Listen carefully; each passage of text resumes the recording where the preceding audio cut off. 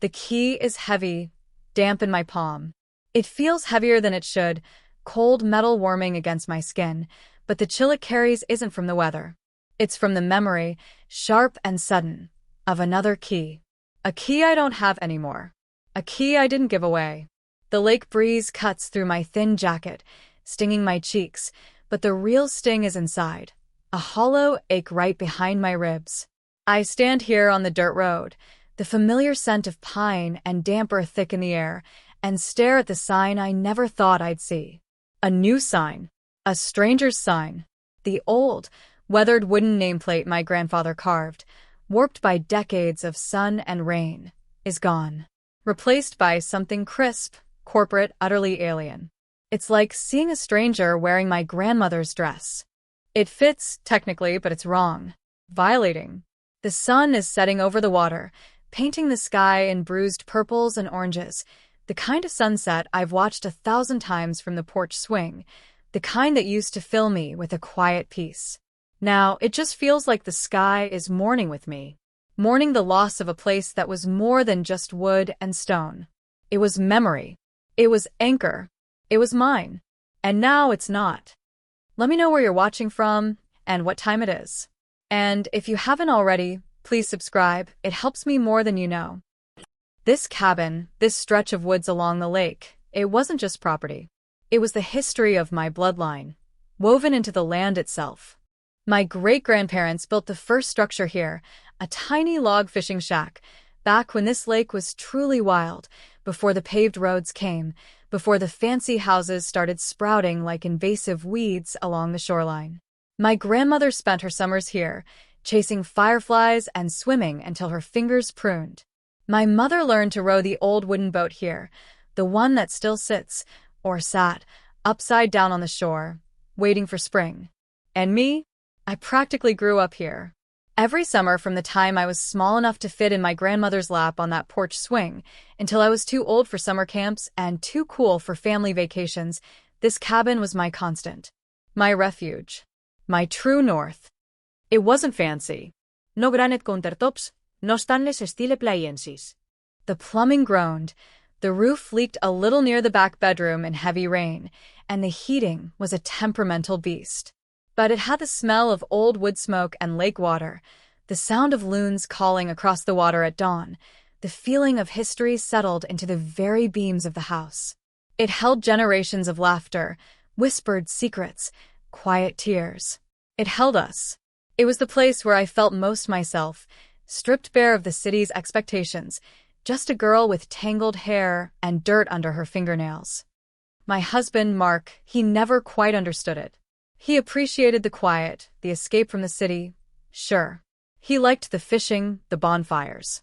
But he saw it as rustic, charmingly outdated. He'd talk about renovations, about modernizing. I'd smile and nod, knowing in my heart that any change would chip away at its soul. We had a good life, or what I thought was a good life. Comfortable. Predictable. We had our routines, our jobs, our friends. The cabin was my escape from that predictability, a pleasant change of scenery. He traveled a lot for work, finance. Long hours, high pressure. I worked too, marketing. We were busy people, successful people. The cabin was our quiet corner, a place we went maybe a few weekends a year, a week in the summer, a long weekend in the fall. Maybe that was part of it. Maybe if we'd been there more, felt its pull together, maybe then. But hindsight is a cruel mirror. I inherited it when my mother passed away 5 years ago. It wasn't a surprise. It had always been understood. This was my birthright, the keeper of the flame. The deed was transferred smoothly, solely into my name. Mark didn't object. Why would he? It was a beloved family asset, something I cherished. He had his own investments, his own financial world which he kept meticulously separate, a world I trusted him implicitly with. Why wouldn't I? He was my husband, my partner, the man I swore to build a life with. Life settled back into its rhythm. Work, city, the occasional trip to the cabin. I paid the taxes, the minimal upkeep, the insurance. I kept the key on a special hook by the back door in our city apartment, a constant reminder of the peace that waited for me. I'd look at it sometimes just needing to see it there. A tangible link to history, to nature, to myself. Mark continued his travels, his deals. I rarely asked for details. It seemed complex, dry. He handled the household finances, paid the bills. I trusted him. Completely. Foolishly. The first hint came subtly, a crack in the perfect facade I hadn't realized existed until it fractured. A registered letter arrived at our apartment one Tuesday morning. Mark was out of town, on one of his trips. It was addressed to me. Official looking. I opened it, sitting at the kitchen table, sipping my lukewarm coffee. It was from a law firm I didn't recognize. My eyes scanned the dense legal jargon, skipping over the whereas and hereby, searching for the core message. And then I found it. A reference to the property located at cabin address, and words like closing date, transfer of ownership, and buyer's final walkthrough. My blood ran cold. My coffee mug slipped from my fingers, shattering on the tile floor. Shards scattered like ice, mirroring the splintering in my chest. The letter stated, calmly, professionally, that the sale of my property was proceeding as planned, with the closing scheduled for the end of the month. My property, the cabin, Sold. the air felt thin. My hands trembled. It couldn't be right. A mistake. A clerical error. I frantically reread the letter, searching for some other address, some other name. But no. It was my name. My address. The cabin's address. It was real. My next call was to Mark. His phone went straight to voicemail. I tried his office. They said he was in a meeting. I tried his cell again. Nothing. Hours passed. The shards on the floor lay untouched, reflecting the gray light of the morning. I sat, numb, the letter clutched in my hand, my breath coming in shallow gasps. When he finally called back that evening, his voice was calm, measured, tinged with what sounded like impatience. Hey, everything okay? Why the dozens of missed calls? My voice was shaky. Mark. The cabin. What is this letter? A slight pause. Oh, that. Yeah. Look, we needed to talk about it. But you get attached to things. I handled it. Handled it? Mark, what are you talking about? The letter says. It says it sold. Right. It was a good offer. Better than we'd get any time soon. The market's hot. It was just sitting there most of the year, you know? Not really earning its keep. Not earning its keep? My voice rose, bordering on hysterical. That's my family's cabin. You sold my family's cabin? Without telling me? Our family, technically, he corrected, his tone still infuriatingly calm. And yes, I handled the paperwork. Look, I know you love the place, but be rational. It was a financial decision. A smart 1-inch. Rational. He wanted me to be rational. As if this was a stock he'd traded, a car he'd sold. This was my history. My sanctuary. He'd taken it. Severed the link. Without a word. The betrayal hit me then, a physical blow. It wasn't just the cabin. It was the secrecy, the unilateral decision, the casual dismissal of something so fundamental to who I was.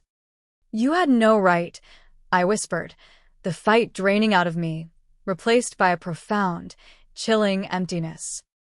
As your husband, I handle our assets, he said, a hard edge now in his voice. It was legally complicated, putting it in both names after the fact, you being the sole owner. Faster this way. Clean. The money's in a joint account. We can finally look at that condo downtown you liked. He thought money could replace it. A sterile, glass and steel box could replace decades of memory. The smell of pine, the feel of rough-hewn wood under my hand. Faster this way. Clean. He'd treated my heritage like a messy complication to be tidied away. The next few days were a blur of stunned grief and cold fury. I tried to understand how he could do this. How the man I shared my life with could commit such a fundamental act of betrayal. He remained unrepentant, defensive. He saw it purely as a financial transaction, a shrewd move he'd made for our future. My emotional response was an inconvenience, an irrational hurdle he had to navigate. He kept talking about the sale price, the market value, the new opportunities the money presented. I heard none of it. All I heard was the silence of the cabin, the absence of its solid, comforting presence in my life. I contacted a lawyer, a family friend, a kind woman named Susan. Her office was quiet, smelling faintly of old paper and polish. I sat across from her mahogany desk, the legal letter spread between us like an indictment. I told her everything, my voice flat, hollow. The history of the cabin, the sole ownership, Mark's admission. She listened patiently, her brow furrowed. "This is highly unusual," she said, picking up the letter. "If the property was solely in your name, he would need your explicit consent, your signature, to sell it. Unless, is there any power of attorney? Any document that would grant him the legal right to act on your behalf regarding this specific asset?" We went through everything. Our marriage certificate, my mother's will, the deed transferring the cabin to me, our financial statements. Nothing. No document existed that gave him legal authority over the cabin. "He must have forged my signature," I said, the realization hitting me with sickening force. The man I married. Forgery. To sell my property. It was a level of deceit I hadn't imagined. Susan looked grim. "That's a serious accusation. If proven, it invalidates the sale. It's also a criminal offense." The idea of him going to jail didn't bring me satisfaction. It just deepened the pit of despair. This wasn't just a property dispute. This was the implosion of my marriage, my trust, my reality. She explained the process. We could contest the sale, file a lawsuit against Mark and potentially the buyer. It would be messy, expensive, emotionally draining. It would air our dirty laundry in public. It would mean confronting Mark directly, legally. Was I ready for that? Was I strong enough? Meanwhile, the buyer, a wealthy developer from the city named Mr. Sterling, started making his presence felt. He sent a curt letter through his lawyer demanding access to the property for inspections and measurements. He referenced the signed purchase agreement. My forged signature. The audacity of it. He was acting as if he already owned it, already had the right. He didn't know the shadow hanging over the sale. My early struggles were consumed by this legal limbo and the gaping wound in my marriage. Living with Mark was unbearable. The apartment, once our shared space, felt like a battleground. We barely spoke. When we did, it was sharp, cold. He maintained his position, insisting he'd done nothing wrong, that I was being overly emotional and ungrateful. He even suggested I was trying to sabotage our financial future. His gaslighting was a constant, suffocating fog. I slept in the guest room, the distance between us a chasm wider than any lake. I ate alone, worked late, avoided being home. The city that usually offered distraction felt suffocating. Everywhere I looked, I saw happy couples, secure homes, lives that hadn't been fundamentally undermined by betrayal. I visited the cabin one more time, before the scheduled closing date, before the buyer was set to take possession. I drove the familiar winding road, my heart heavy. I parked the car and walked down the path, the crunch of pine needles under my feet the only sound. The sign was still there, Mr. Sterling's crisp, new sign. I ignored it. I walked up the steps to the porch, the wood creaking under my weight. I put my hand on the doorknob, the old, worn brass cool beneath my fingers. But the key I pulled from my pocket didn't fit. The lock had been changed. He'd changed the locks. My breath hitched. He hadn't just sold it. He'd locked me out. Out of my own home. Out of my own history. It was a final, cruel act of possession, a declaration that this was his transaction, his outcome. I stood on the porch of the cabin I'd inherited, the cabin where I'd spent every formative summer of my life, and I couldn't get in. Tears streamed down my face, silent and hot. I walked around the house, peering into the windows. I saw the living room, dust motes dancing in the shafts of sunlight. I saw the kitchen, the familiar chipped enamel sink. It looked empty, waiting for a stranger to inhabit it. I walked down to the lake. The old wooden boat was still there, still upside down. I sat on the dock, the the splintered wood rough against my legs. The lake was calm, reflecting the sky like a mirror. I remembered learning to swim here, my father's strong hands holding me up, learning to fish with my grandfather, the thrilling tug on the line. First kisses on this very dock. Bonfires that lit up the faces of friends and family. It was all here, in the air, in the water, in the silent trees. But it was locked away from me. The feeling of helplessness was overwhelming. The legal battle felt insurmountable. Mark was cold, calculating. Mr. Sterling was just waiting to take over. It felt like I was being erased, my connection to this place severed by deceit and power. I drove back to the city in a daze. The image of the locked door burned into my mind. Back in the suffocating apartment, the legal fight began to feel like a long, drawn-out death. Susan was building the case, gathering evidence of the forgery. It was a slow, painstaking process. Mark hired his own lawyer, aggressive and dismissive. They denied everything, painting me as an unstable wife trying to disrupt a legitimate business deal out of spite. His lawyer even hinted that my emotional attachment to the cabin proved I wasn't capable of making rational financial decisions. The gaslighting continued, now amplified by the legal system. The emotional toll was immense. Sleep offered no escape, filled with nightmares of locked doors and vanishing cabins. I lost weight. My focus at work evaporated. Friends try to help, but how do you explain that your husband, the man you chose, stole your identity to sell your soul? The shame, the anger, the grief, it was a toxic cocktail churning inside me. Mr. Sterling, the buyer, grew impatient. He had plans for the property, expensive renovations, perhaps tearing down the old cabin and building something modern and soulless. His lawyer contacted Susan, demanding we drop our frivolous claim or face legal action for interfering with his client's purchase. They threatened to sue me for damages. The pressure mounted. It felt like everyone was against me, that the weight of Mark's deceit and Mr. Sterling's impatience would crush me. There was a moment, huddled in the guest room, staring at the ceiling, when I felt utterly defeated. What was the point? Fight this bitter, ugly battle just to get back a cabin that would forever be tainted by betrayal? Maybe it was better to let it go. Take the money, even though the thought sickened me, and try to build a new life, far away from the memories and the lies. Despair was a heavy blanket, pulling me down into silence and inaction. But then something shifted.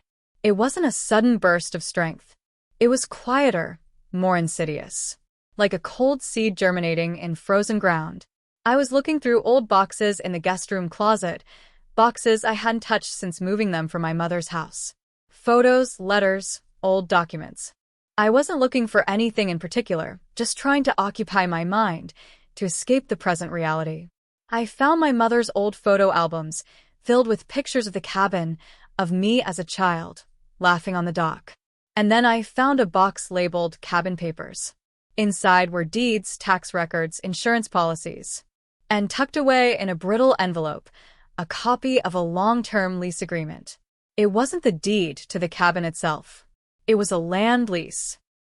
I remembered, vaguely, discussions my grandfather had years ago. The cabin wasn't built on land owned outright by my family. The land belonged to an old timber company. My great-grandparents had leased the land for 99 years to build their fishing shack. Over the decades, as the company changed hands or dissolved, the lease had been renewed, but it was always a lease on the land, separate from the structure built upon it. The most recent lease, signed after the last renewal, was dated 20 years ago. I read it carefully, my mind working furiously. The terms were clear. The lease was for 25 years. It granted the right to occupy and use the specific parcel of land where the cabin stood. And the leaseholder's name. Mine. Solelai Mine.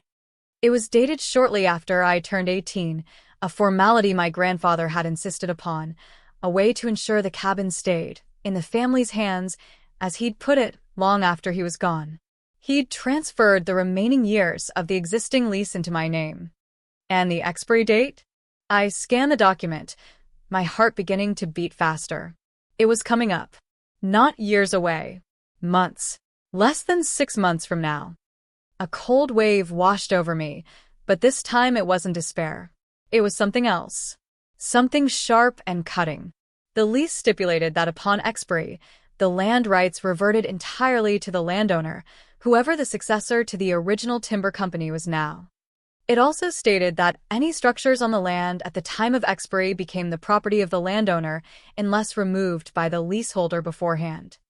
Mark sold the cabin. The structure. He didn't own the land. He never had. He might have successfully, through forgery, transferred the title of the building to Mr. Sterling. But he couldn't transfer the land lease. He didn't even know about it, or if he did, he'd forgotten its significance, or maybe he thought because he handled our finances he controlled our assets, including obscure old leases. He only saw the cabin as a physical thing on the land, not recognizing the complex, separate legal reality of the land itself. He'd sold the house, but I still held the key to the ground it sat on. And that key had an expiry date. This wasn't just about contesting a forged signature anymore. This was different. This was a fundamental flaw in the entire transaction. Mark hadn't just sold my cabin. He'd sold a cabin that sat on land he had no right to control, land that was leased under my name, with a lease set to expire soon.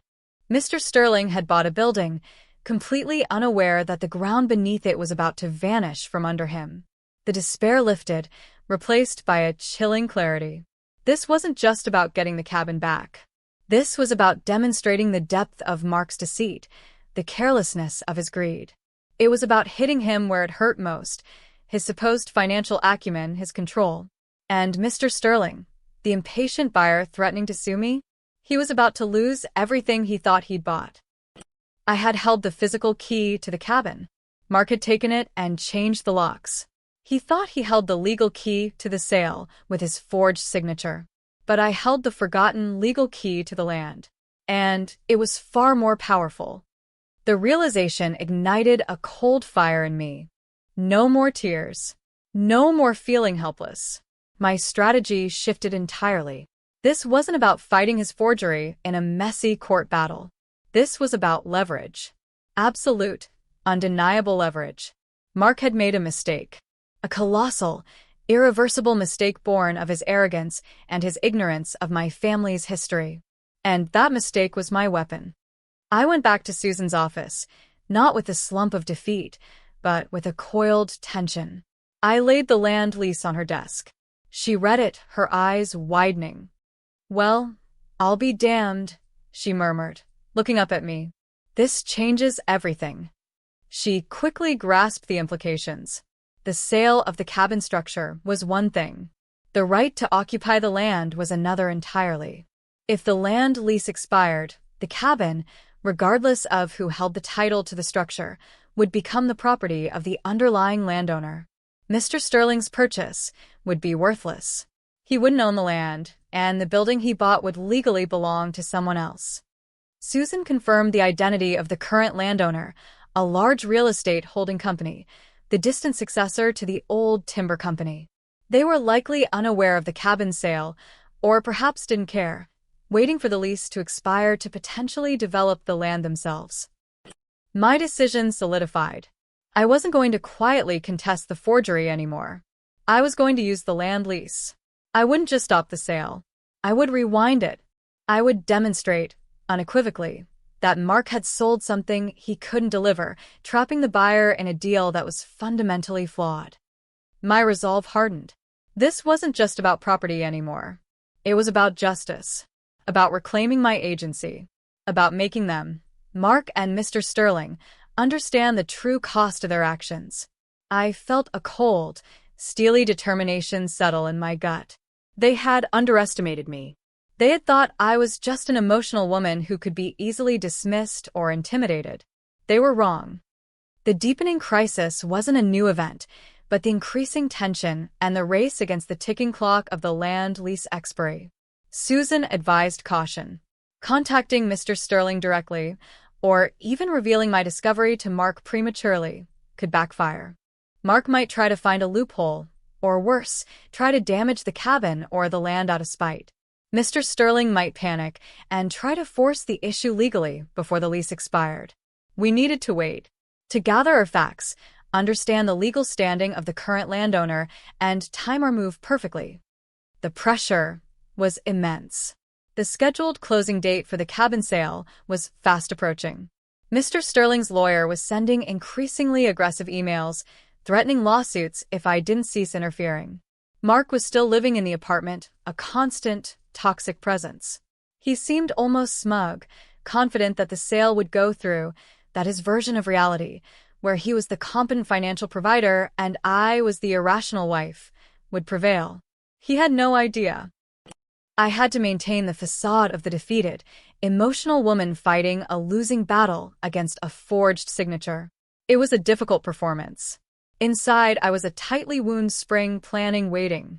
Susan worked diligently, researching the land ownership history, confirming the validity of my lease agreement, and preparing the necessary legal maneuvers.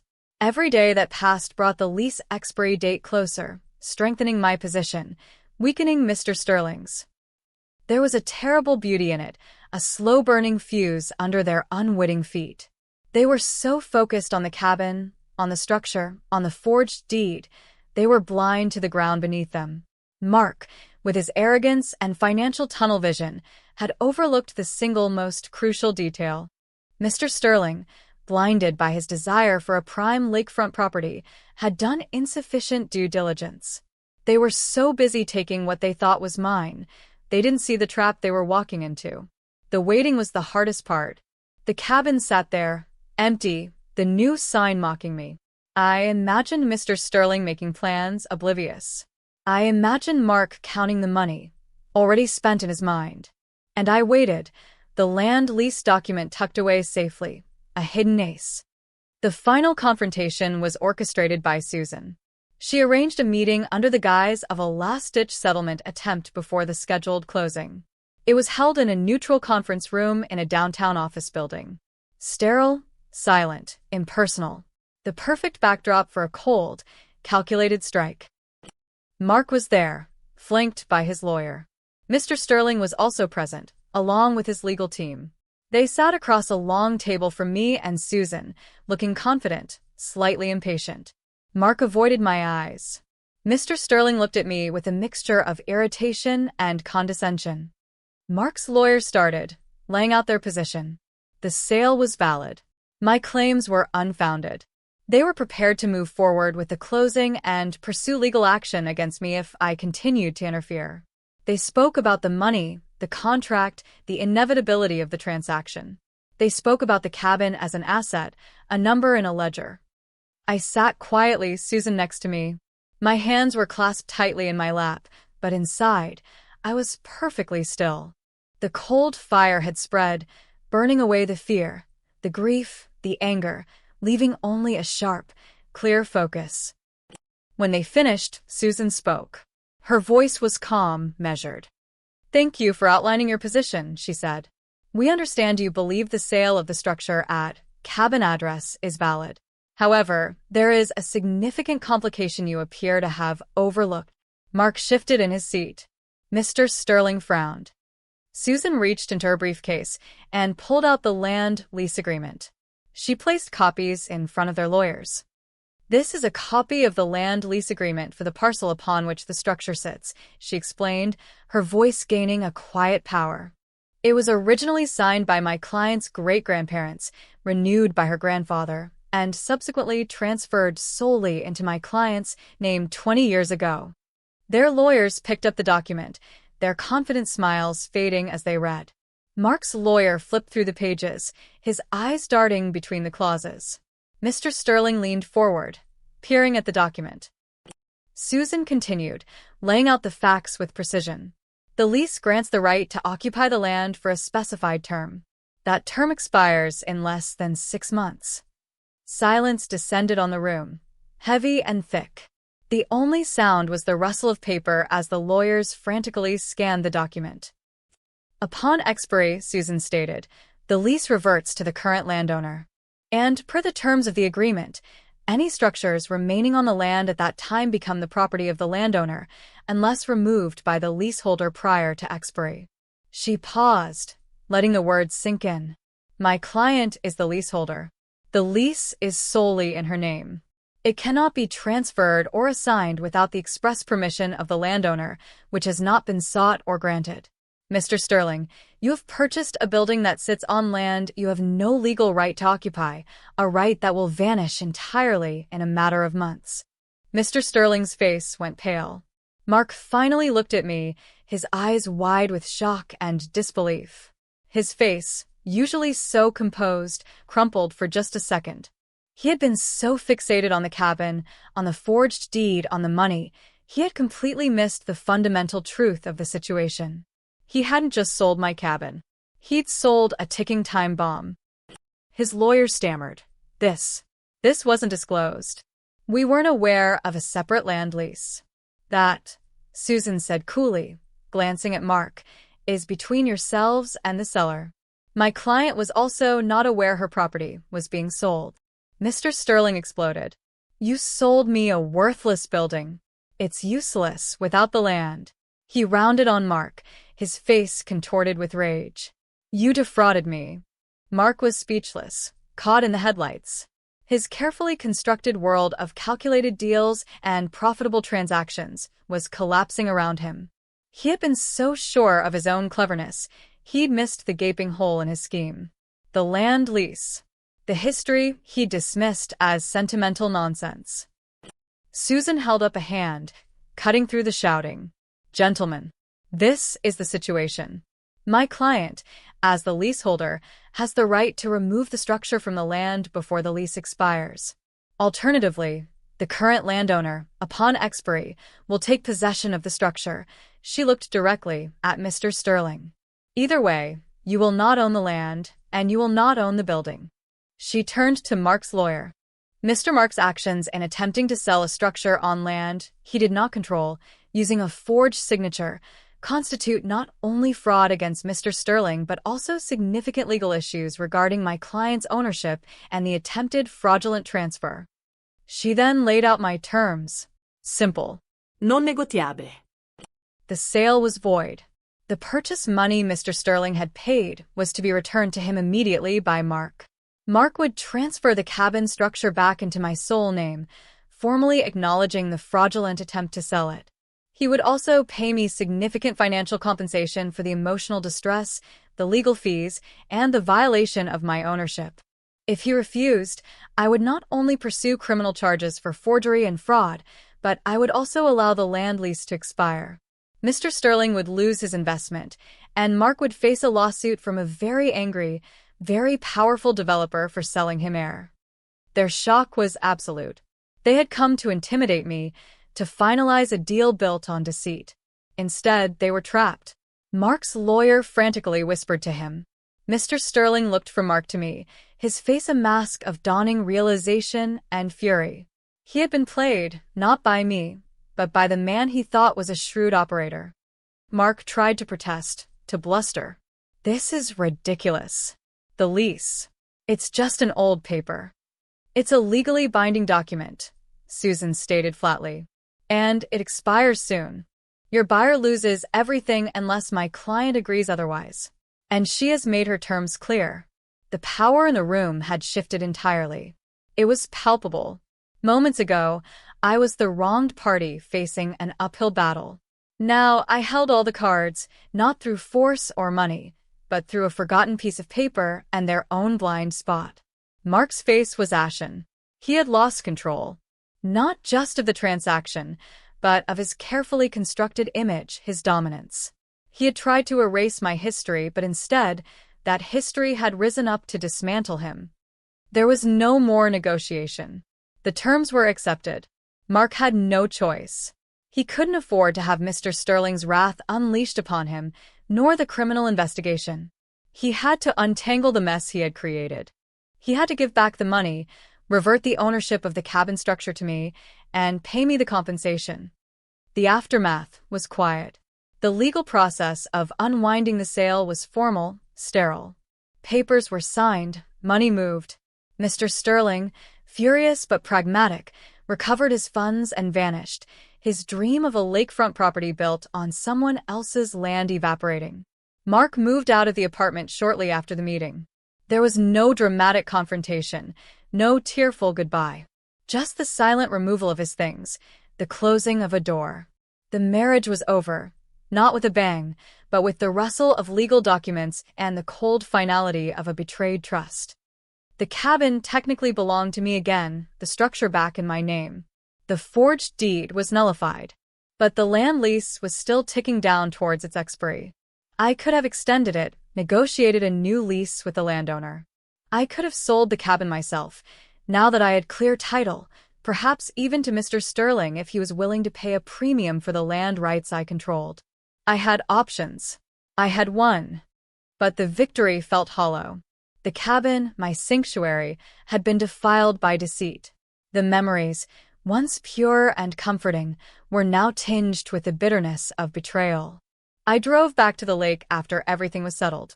The new sign was gone. My old sign wasn't back. Just an empty post where it had stood. The lock on the door was still changed. Susan had given me the new key, but I hadn't used it yet. I walked down to the dock. The old boat was still there. The lake was still the lake, beautiful and indifferent. I sat there for a long time, feeling the breeze, listening to the sounds of the woods. I had fought, and I had won. I had turned the tables on the man who thought he could steal my past and sell my future. I had used his own oversight, his own arrogance, to dismantle his plan. There was a grim satisfaction in that. But the cabin itself felt distant, haunted by the knowledge of what had happened, by the knowledge that the man who had shared my life could do something so fundamentally cruel. The land lease was set to expire in a few months. I had the power to extend it, to keep the cabin. Or I had the power to let it go, to let the cabin become the property of the landowner, a final severance from the past. I thought about my grandmother, my mother, all the generations before me who had loved this place. Would they want me to hold on to something so stained? Or would they understand the need to let go, to build something new, something untainted? I made my decision on that dock, watching the sun set again, over the water. The cabin held my past, but it could not hold my future. Not now. Not after this. The victory wasn't about possessing the cabin. It was about reclaiming myself, my agency, my truth. I would let the land lease expire. The cabin would pass out of my hands, out of my family's hands. It was a loss, a profound one, but it was also a necessary release. A cutting of the final cord to a life, and a marriage built on sand. The pain remains, a dull ache beneath the surface. But it's no longer a sharp, debilitating wound. It's the scar tissue of survival, a reminder of what I endured and how I found the strength, in the most unexpected place, to fight back. The land lease, that forgotten piece of paper, wasn't just a legal document. It was my anchor, pulled from the depths just when I needed it most.